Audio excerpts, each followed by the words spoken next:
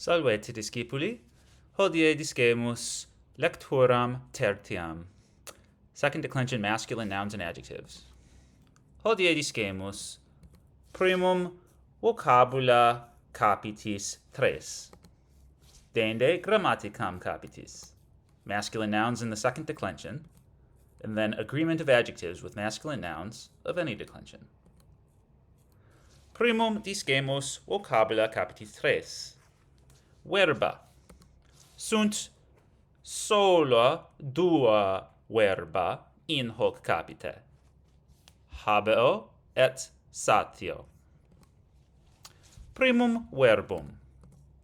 Habeo, habere, habui, habitum. Haec femina quinque feles habet. Quantos feles habes? Ecce femina, ecce quinque feles. Una feles, una feles, una feles, una feles, una feles. Unum, duo, tres, quattuor, quinque. Quid significat habeo?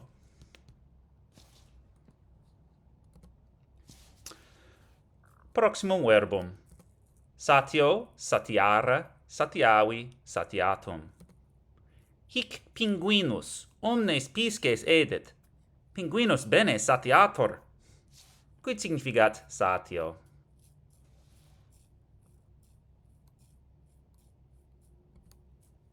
Bene. Deinde discemus nomina vocabulorum capitis 3. Sunt multa nomina.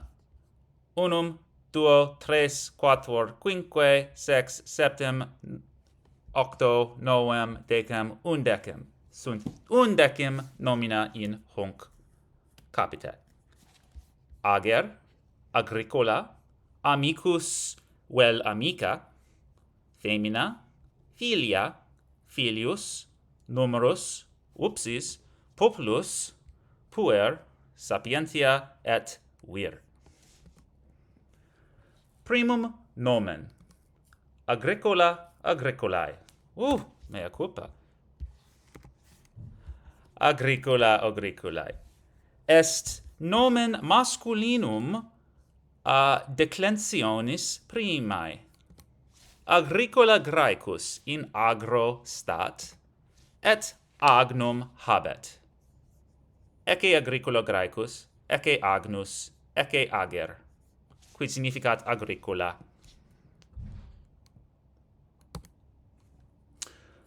Proximum nomen, amicus amici, et amica amicae. Est idem nomen, amicus est masculinus, amica est est feminina. Marcella cum amicis tuis in via ambulat. Quid significat amicus, quid significant amicus et amica. Ecce tres amicae in ambula quae ambulant. Marcella et amicae suae. Quid significat amicus. Proximum nomen, femina, feminae. Viri a Marte, feminae a Venere veniunt. Quid significat femina. Ecce planeta Mars, ecce symbolum masculinum. Ecce planeta Venus, ecce symbolum femininum. Viri a Marte, feminae a Venere, veniunt. Quid significat femina. Proximum nomen. Filia filiae, et filius filii. Septimius et Julia, duos liberos, puellam puerumque habent. Filiam septimiam et filium Bassianum vocant. Quid significant filia et filius. Ecce familia Romana, ecce vir, ecce femina, ecce filia, septimia, ecce filius Bassianus, quid significant nomina filia et filius.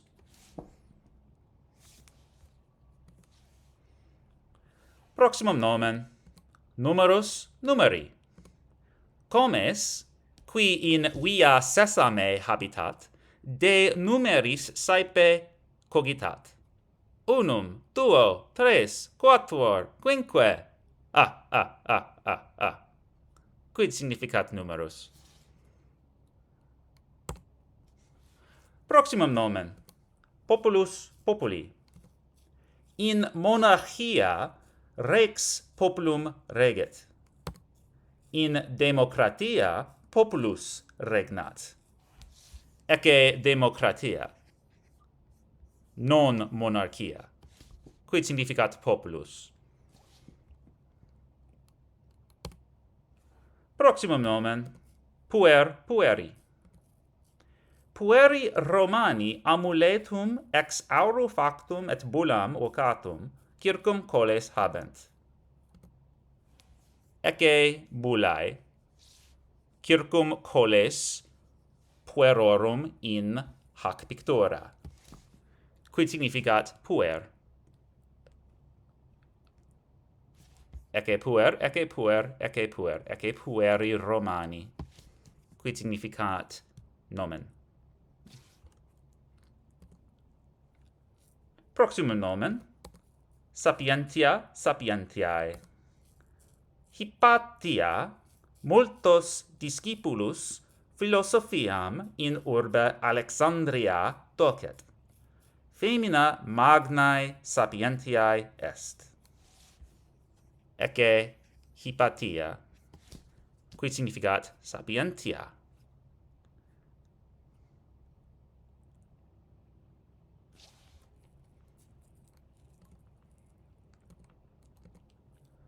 Ultimum nomen, vir viri.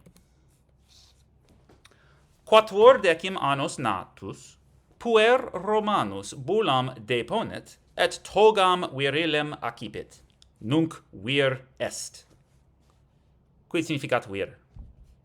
Ecce vir Romanus togam virilem habet in corpora. Quid significat vir?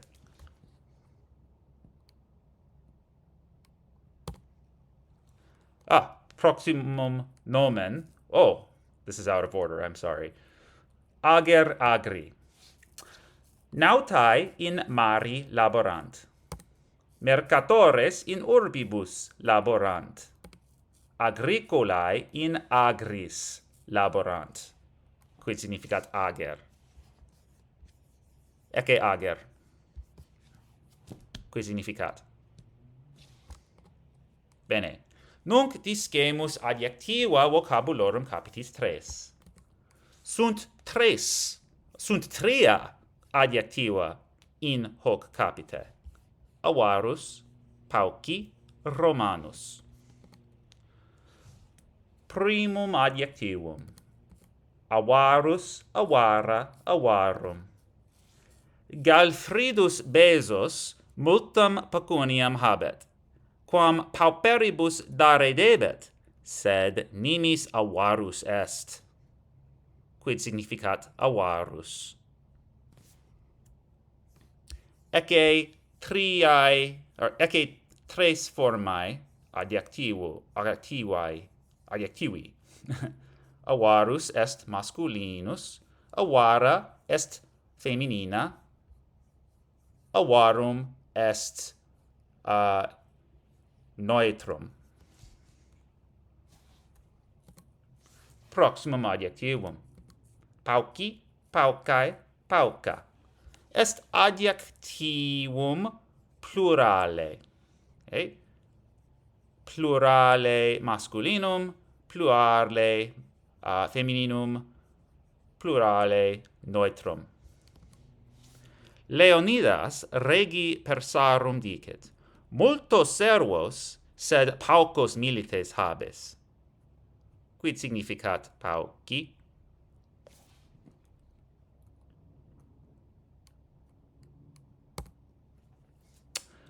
Ultimum adjectivum. Romanus, Romana, Romanum. Pauci imperatores Romani, multos annos valent. Quid significat Romanus? Ecce multi Romani, ecce unus imperator Romanus, multi Romani imperatorem necant. Quid significat Romanus? Bene. Nunc discemus alias partes loquendi vocabulorum capitis 3. Sunt dua adverbia et duae prepositiones. Adverbia sunt hodie et semper. Prepositiones sunt de et in. Ooh, not a conjunction, sorry. That's a preposition. Sorry, no, that's an adverb. Mea culpa. Hodie. Lectorum capitis 3 hodie videtis. Diem natalem hodie celebro. Diem natalem, tan tan tan tan tan. Hodie est die natalis mei. That's not true, actually. It's actually my sister's birthday. Anyway. That is also not a conjunction. My bad. This is another adverb. Sorry, I should have looked at this more carefully. Semper. Sic semper tyrannis. Semper fidelis. I'm not going to re-record this whole lecture at this point. All right, prepositiones. Copy and paste that. De. De plus ablative. Aqua de montibus fluit. Lucretius poeta carmen de natura scriptit. Okay? De, hic de significat down from. Hic de significat about, concerning. Quid significat de?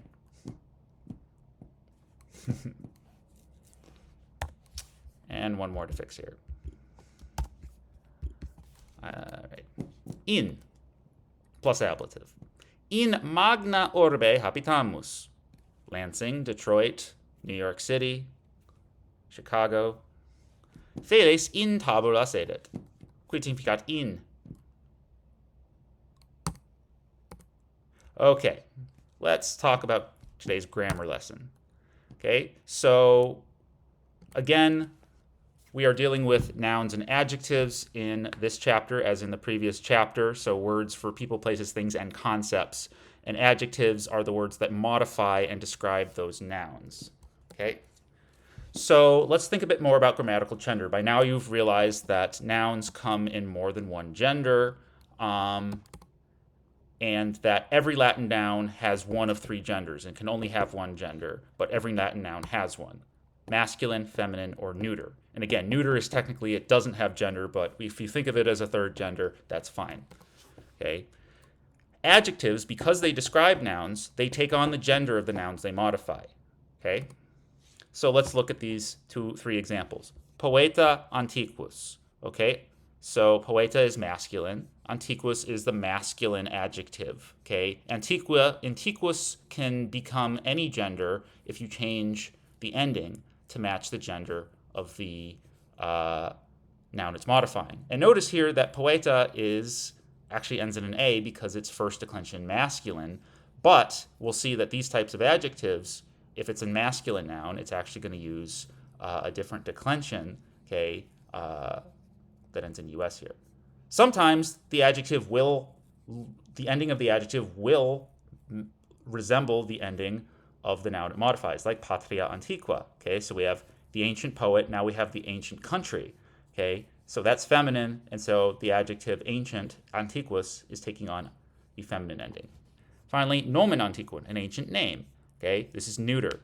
Okay, and this is taking on a neuter gendered ending for this. So again, Notice that when adjectives agree with the nouns they modify, they're not always going to have the same ending as that noun because they will decline in a different declension than that noun. Okay, this will become clearer as we move forward.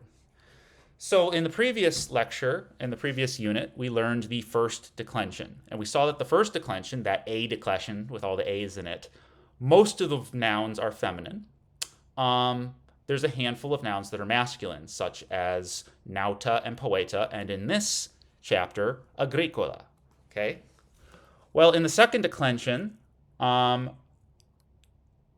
most of, or at least a very large number, a plurality, let's say, of the nouns are masculine. Okay, but there's going to be some neuters as well, and for words for trees, actually feminine. But anyway, just to review the idea of declensions, okay, so it's sort of the equivalent of conjugations, but for nouns, so there's one of 5 declensions.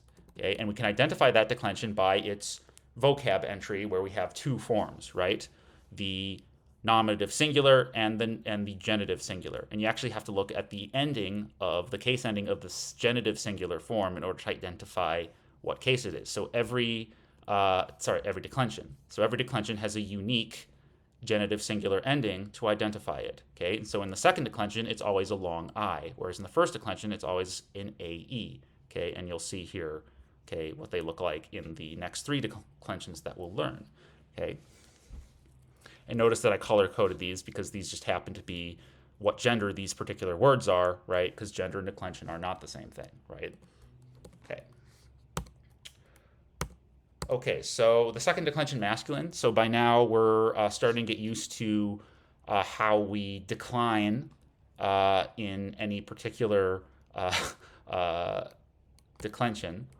Okay, so when we decline, we basically put it into 12 forms, right? 6 cases times 2 because singular and plural number. Okay, so we have the nominative, genitive, dative, accusative, ablative, and vocative. Okay, so here I used the word amicus, okay, which is a masculine friend, right? So the nominative singular ends in us, okay, and this may be a familiar ending that you identify with masculine because a lot of Roman names like Marcus and Gaius and Lucas and Lucius, right, all end in us because those are all second declension masculine names. Okay, so amicus, the friend doing the action as the subject in the nominative, is amicus. Amici, genitive, of the friend, the friends, apostrophe s. Okay, then the dative, to or for the friend, amico. Accusative, amicum. Okay, a friend as the direct object. Okay, notice again, we saw the am in the feminine accusative singular. We have a um in the masculine accusative singular of the second declension. Okay, so that m at the end, associate that with the accusative singular. In the ablative, it's amico with a long o. So in other words, it's identical in form to the dative, so you're going to have to use context. Okay, and then vocative. The second declension is something where the vocative is actually different from the nominative. So if you say, hey, friend, you say, oh, amica, okay, or hey, Marcus, oh, Marque, okay, so that short E, so it's different, okay? In the plural, multiple friends in the nominative as the subject to the sentence is amici, okay? So just as with the feminine, you may have to distinguish for using context between a nominative plural and a genitive singular. Genitive plural of the friends, or friends s apostrophes, amicorum. Okay, remember that if this were feminine, I would say amicarum. Okay, so arum for the first declension genitive plural, orum for the second declension genitive plural. So you can see the similarities between declensions. Hey, come back. Dative, to or for the friends, is amicis. Okay, and it's actually the same, that long is is the same ending as in the second declension dative plural. Okay. So this could mean this could mean multiple female friends if I didn't color code it. Okay, amicos, long os. Okay, multiple friends in the accusative. Ablative, amicis, long is. And remember the rule that in any declension, the dative plural and the ablative plural will look identical. Okay, but they won't mean the same thing, of course, because they're different cases. Finally, the vocative is amici, and again, that's the other rule that will help you out. In any declension, come back here. in any declension, the vocative plural will always be identical to the nominative plural. Hey, friends. Oh, amici. All right.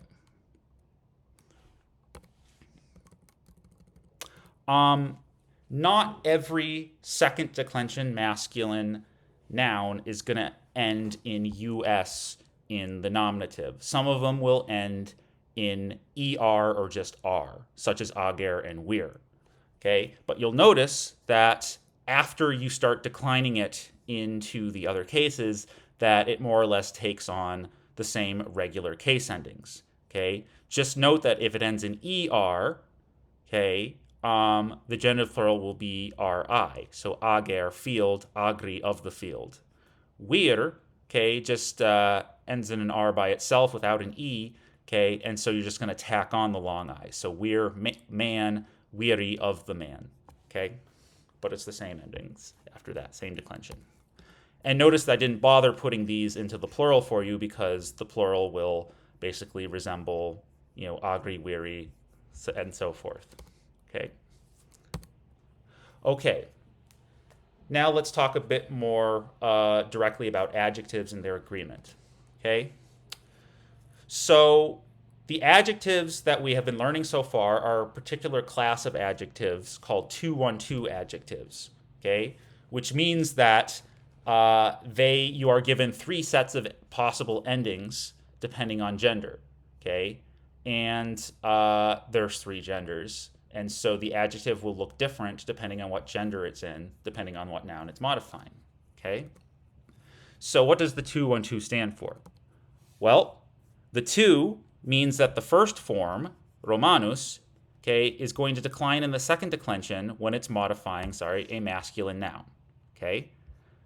The 1 means the second form declines in the first declension when it's modifying a feminine noun. The third form also declines in the second declension when modifying a neuter noun, okay, though it's going to decline in the second declension neuter, which we'll get to in the next chapter. Okay, so here's an example. Imperator Romanus, imperatrix Romana, imperium Romanum. Okay, so Roman emperor, Roman empress, and Roman empire.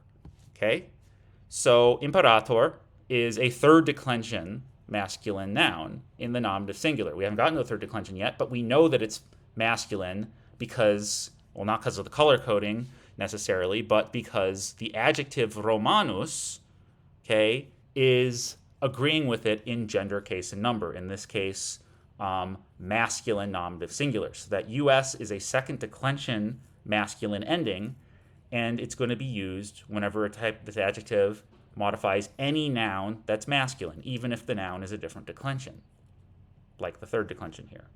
Imperatrix is also third declension, but it's feminine, empress.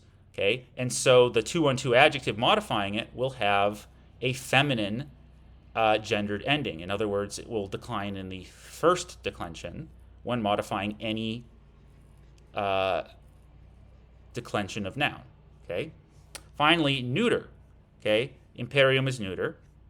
Okay, empire. And so Romanum is going to have a neuter ending, and which is going to decline in the second declension again, except it's the second declension neuter with a slightly different. We'll get to it in the next chapter. Okay? So again, case endings for adjectives agree in gender, case, and number, but they're not necessarily always going to look alike.